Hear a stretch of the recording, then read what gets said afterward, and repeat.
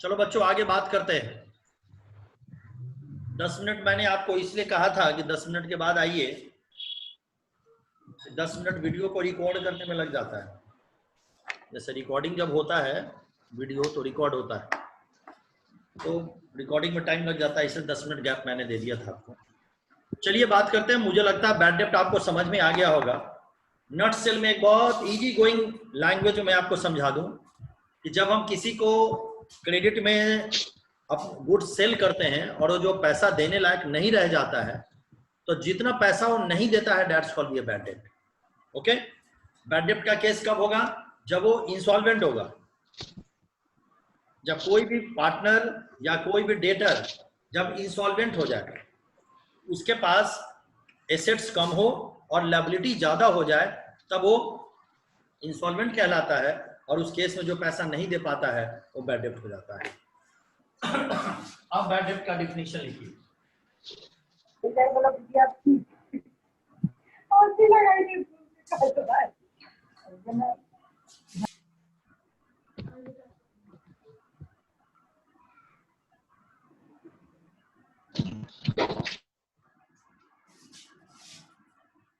देखिए बैड डेब्ट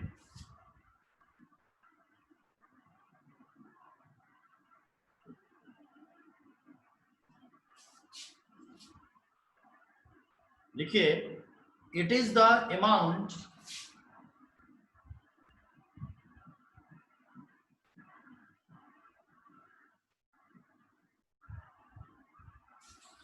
it is the amount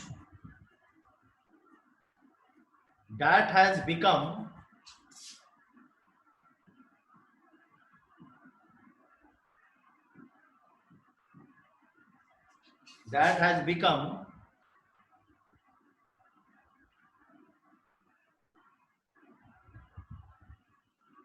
irrecoverable, I double R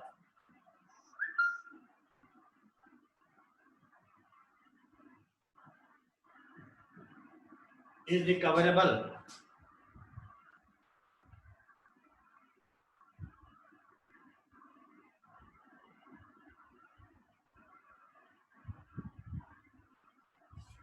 from a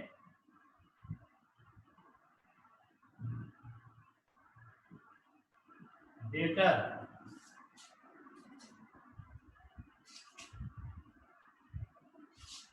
it is a business loss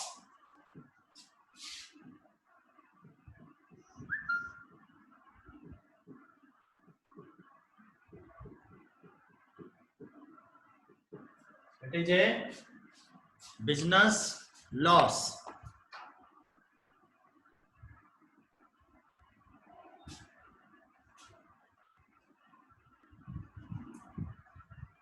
हो गया।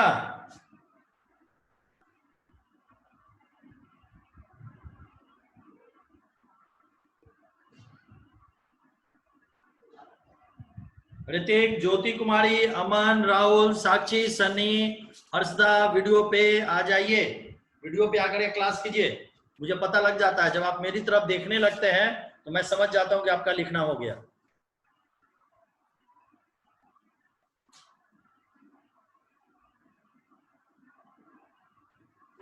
Sir from ए के बाद क्या लिखे हैं?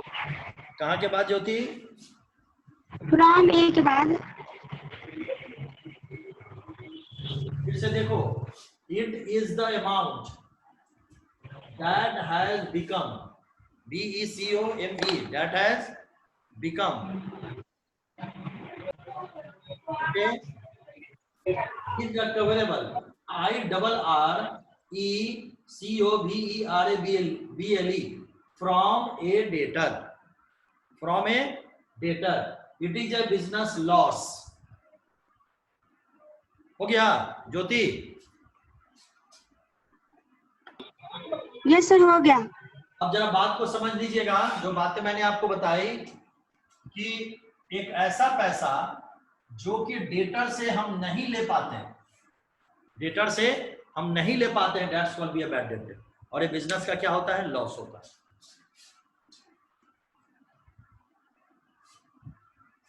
अगला लिखिए, अगला लिखिए insolvent.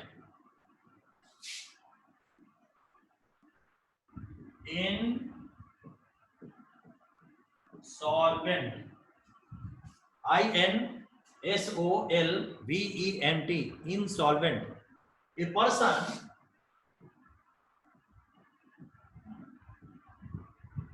or an enterprise,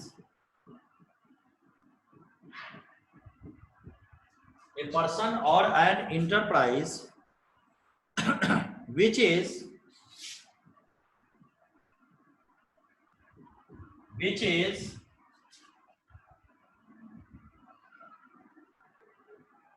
not in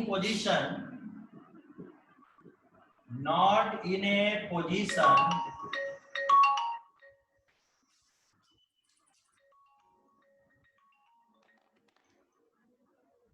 Rituraj ji, आधा घंटे के बाद बात कीजिए।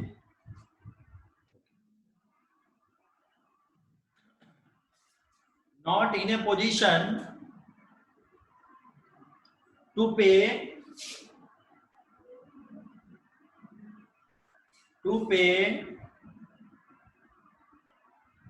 its debt,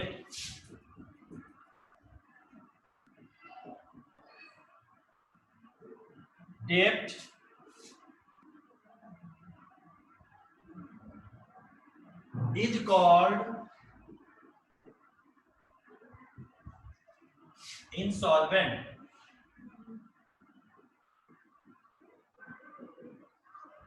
नोट करें, फिर समझाते हैं।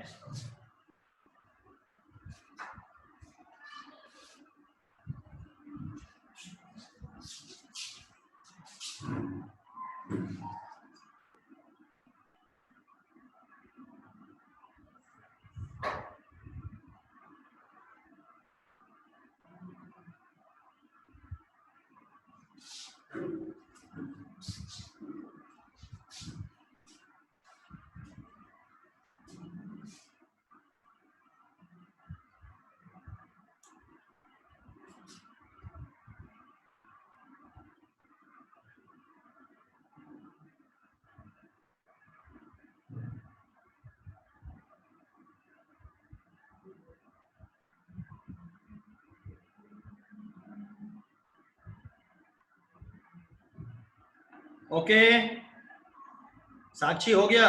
हाँ, ऊपर देखोगे? हाँ, ऊपर देखिए, हम समझ गए कि हाँ हो गया।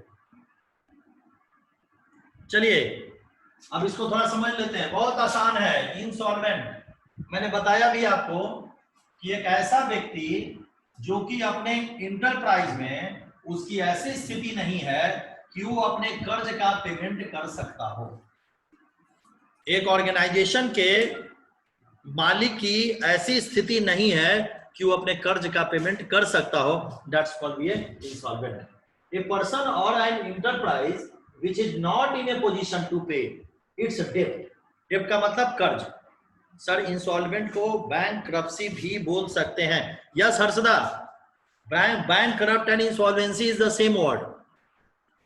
ओके, बट इंसॉल्वेंट का जो केस होता है, इंसॉल्वेंसी एक इंडिविजुअल के लिए यूज किया जाता है, ठीक है, और बैंकरप्सी के लिए यूज करता है, मतलब किसी ने बैंक का पैसा ले लिया और वो पेमेंट नहीं करता, that's called be a bankrupt, ठीक है ना। या कंपनी अगर डूब जाती है तो that's called be a bankrupt.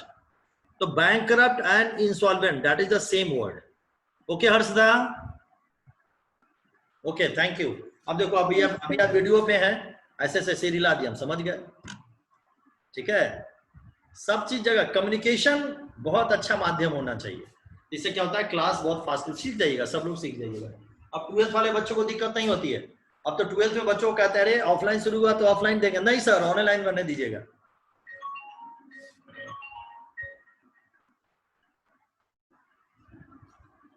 चलिए आगे बात करते हैं।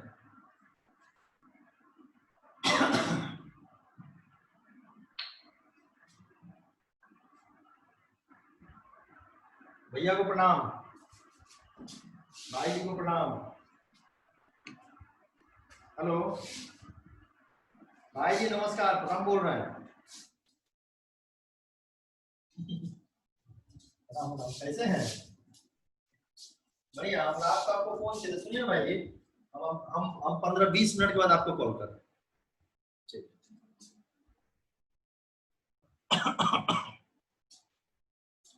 आगे लिखिए solvent.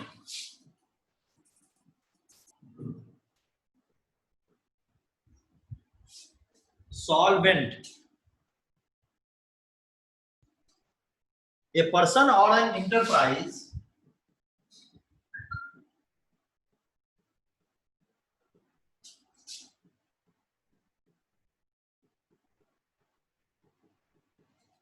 a person or an enterprise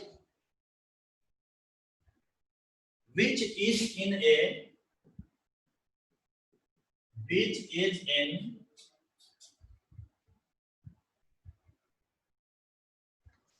position to pay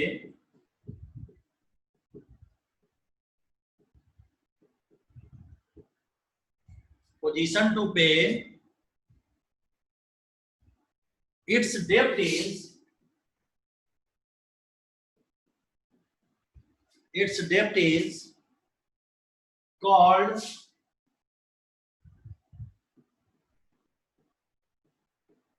solvent। Note करें।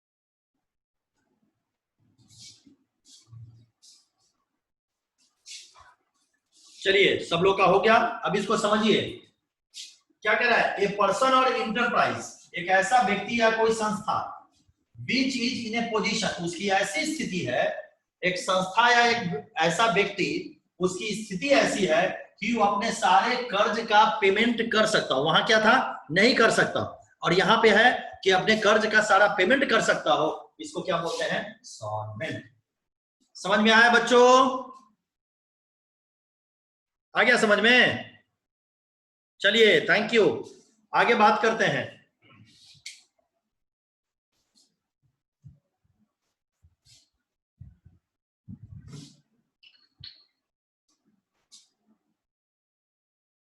अगला लिखिए रेवेन्यू। रेवेन्यू तो लिखवा दिया है ना, रेवेन्यू तो शायद हो गया है। लिखिए revenue from operation. Revenue from operation. देखिए it is the revenue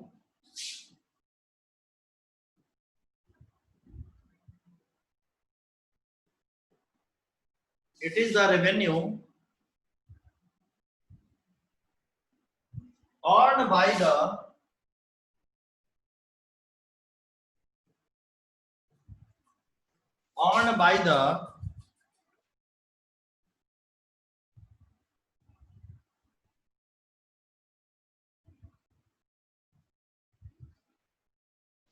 bye the नहीं लिख करके इसको बाय एन कर दीजिए, an enterprise, by an enterprise from its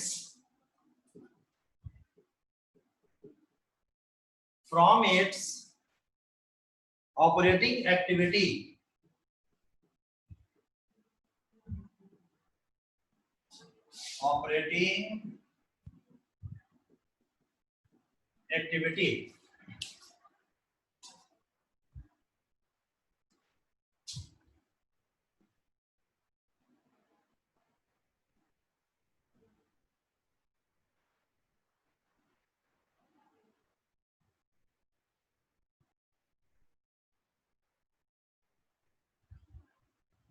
from its operating activity.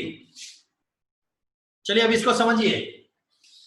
एक ऐसी आमदनी जो कि कैसे होती हो, बिजनेस को जब आप चलाते हो, बिजनेस को आप क्या करते हो, ऑपरेट करते हो, चलाते हो। जब बिजनेस को हम चलाते हैं, ऑपरेट करते हैं, तो इसको क्या बोलते हैं, ऑपरेटिंग एक्टिविटी। तो एक ऐसी आमदनी जो कि बिजनेस को ऑपरेट करने से हमको मिलती हो, it is the revenue earned by an enterprise from its operating activity, that's called be a revenue from operation.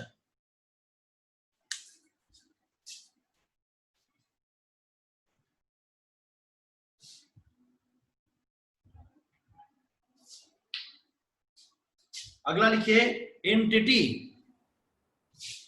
Sir revenue from operation का एक एग्जांपल दे दीजिए। रेवेन्यू फ्रॉम ऑपरेशन का कोई भी इनकम, एक एग्जांपल, कोई भी इनकम, ठीक है ना। जैसे आप बिजनेस करते हैं, बिजनेस में गुड्स को आप सेल करते हैं, गुड्स को सेल करके जो पैसा आता है, that's called be revenue from operation, ठीक है ना। Is it clear Aman ji? Yes sir, yes. Okay, now last topic is entity.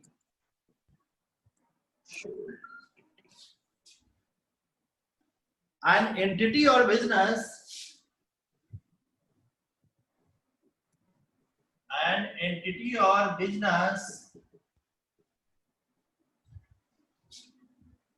means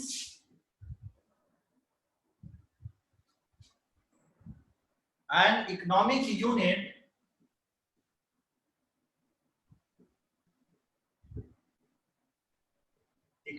unit which is formed for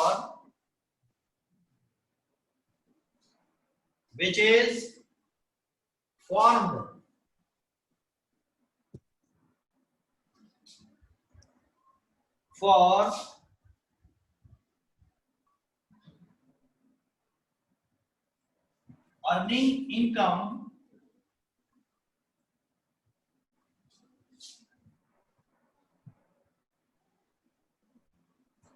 by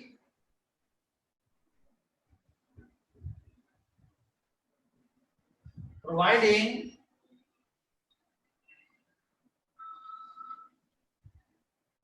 service or selling goods. Service or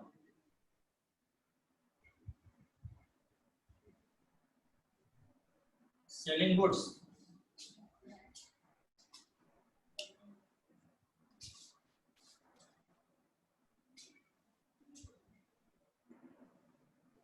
ध्यान से देखिए, entity क्या कह रहा है? An entity is a business, means an economic unit which is formed. किसी भी business में कोई भी सामान का अगर आप निर्माण करते हैं फॉर अर्निंग इनकम, निर्माण क्यों करते हैं कि उसको बाजार में बेच करके आप क्या करेंगे, पैसा कमाएंगे। बाय प्रोवाइडिंग सर्विसेज और सेलिंग गुड्स, या कि आप सर्विस उसको दीजिए या सामान को सेल करके जो पैसा आप कमाते हैं, that's called be a entity. For the examples, hero agency में क्या होता है, हीरो होंडा गाड़ी सेल की जाती है ना, हीरो होंडा गाड़ी का सर्विस किया जाता है ना, तो वहां जो हीरो होंडा गाड़ी है बेटा, दैट्स कॉल्ड बी एंटिटी। ठीक है, किताब की दुकान में क्या किया जाता है, बुक्स को सेल किया जाता है, that's called be entity. Books जो है वो क्या है, एंटिटी है। ठीक है, एक छोटा छोटा और है, उसको भी सीख ही लीजिए। सर एक बार और समझाइए तो। ज्योति देखो, मान लो ज्योति तुम्हारी मिठाई की दुकान है, ठीक है, तुम क्या करती हो, मिठाई बनाती हो और बना करके उसको क्या करती हो, सेल करती हो। तो जो मिठाई है वो तुम्हारे लिए क्या हो गया, एंटिटी हो गया। समझ में आया? ठीक है, यस सर आ गया। Okay.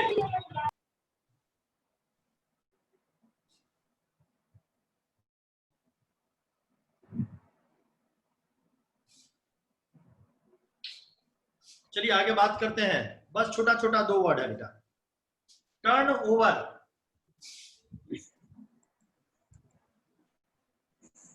Turn over,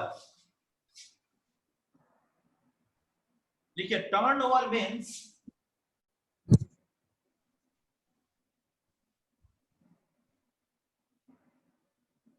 turnover means total sale, turnover means total sale made in particular period. Turnover means total sale made in particular period.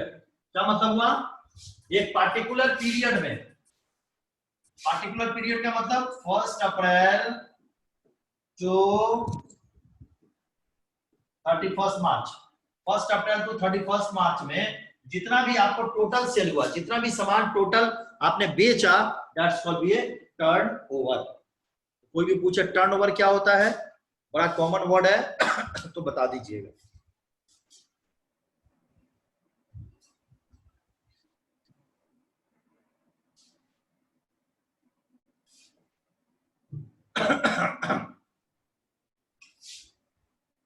Last लिखिए live stock,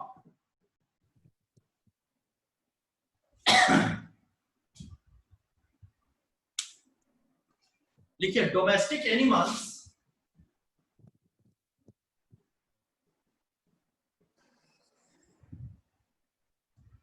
domestic animals such as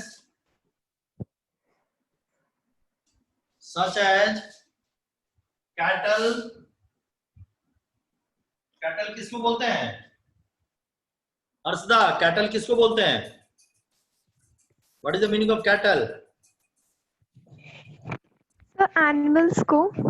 animal में कौन से animals को? Cows को। हाँ okay ठीक है। Domestic animals such as cattles और हॉर्सेस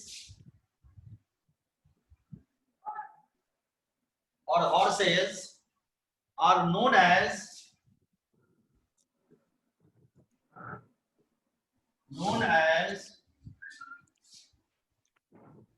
livestock।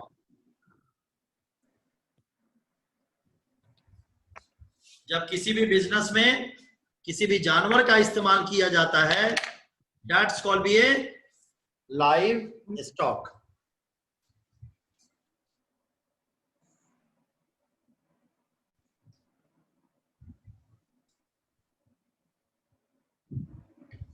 चलो बच्चों, ये जो सेकंड चैप्टर था, ये चैप्टर मैंने आपको कंप्लीट करवा दिया है। गाय को ले लीजिए गौतम झा जी, गाय कह रहे हैं, जो बैल होता है, बैल को इस्तेमाल किया जाता है बिजनेस में, घोड़े का इस्तेमाल किया जाता है बिजनेस में, ठीक है ना, ये सारे जो कहलाते हैं लाइव स्टॉक कहलाते हैं। ठीक है, चलो बच्चों अब एक बात मेरी ध्यान से सुनो। कल की जो क्लास होगी, कल की क्लास में आप जितने भी बच्चे हैं, आपको जो भी डाउट हो कल की क्लास में इस चैप्टर से रिगार्डिंग, उस डाउट को आप क्लियर करेंगे। अगर आपके पास कोई डाउट नहीं है तो बेटा most most most important topic हम शुरू करेंगे अब, डबल एंट्री सिस्टम। ठीक है ना? डबल एंट्री सिस्टम से आपका प्रैक्टिकल स्टार्ट हो जाएगा, जिसके थ्रू आप जर्नल एंट्री बनाएंगे। एक दिन भी क्लास नहीं छोड़िएगा। मैं एक बैच में 20 ही बच्चे को रखता हूं। 11th का मुझे इस बैच के लिए 20 बच्चा मिल गया है। बहुत सारे बच्चों का इसमें एडमिशन भी हो गया है, कुछ बच्चों का नहीं हुआ है, उनका भी हो कर लेंगे, लेकिन 20 बच्चा इसमें हमने कंफर्म कर दिया है। तो इसमें डबल एंट्री सिस्टम में स्टार्ट करेंगे। अगर आपके पास कोई डाउट नहीं रहा तो उसके बाद बीएसटी पढ़ेंगे। और कल मैं आपको बता दूं कि 12:30 के बाद लगता है लगातार क्लास होगा तो फिर दिक्कत होगा आप लोगों को। लगातार कर दे आधे घंटे का पीछे का रिवीजन। कोई दिक्कत किसी को? No sir. ओके, आप सारे बच्चे भी क्लास लगातार कर सकते हैं।